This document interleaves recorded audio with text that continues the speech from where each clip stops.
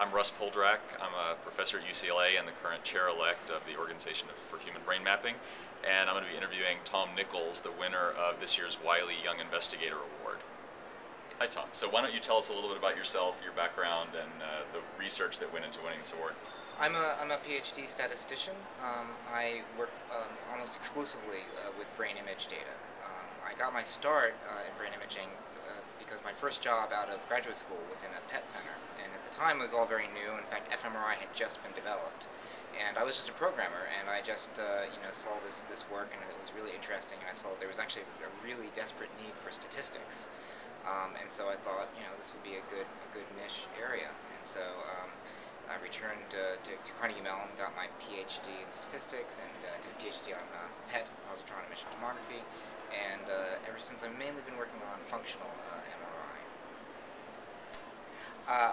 The award recognizes my contributions to the field of human brain mapping, and I think some of the principal things that I've done have been contributions to software, so implementing statistical methods and making them accessible to people, and focusing on the inference question. So basically, what can we believe in these brain maps that we see? Because you see blobs everywhere, and my work has focused on coming up with inference procedures that control the false positive risk in an accurate way, so that we get methods that are as powerful as possible to do the best job at detecting the signals while still controlling the false positives in a principled way.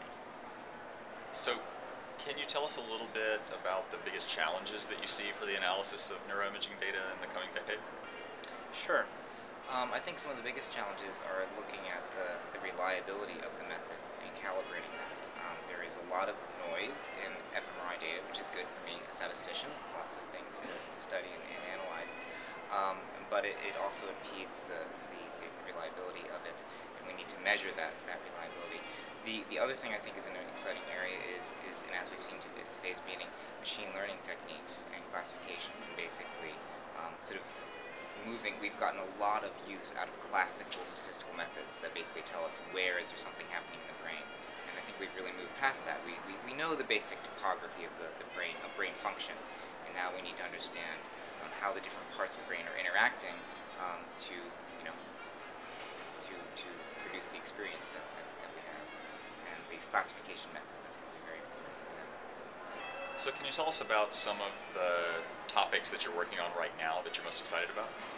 Sure. I'm currently very interested in this field of imaging genetics, as they call it, and simply is the integration of genomic data into statistical analyses. You take brain imaging, which has a gigantic multiple comparisons problem, 100,000 voxels in the brain, and now we have a genome with 2 billion base pairs and a million single nucleotide polymorphisms. And so it's a really immense challenge to figure out where are there connections, where are there changes in the genetic code that relate to brain structure and brain function.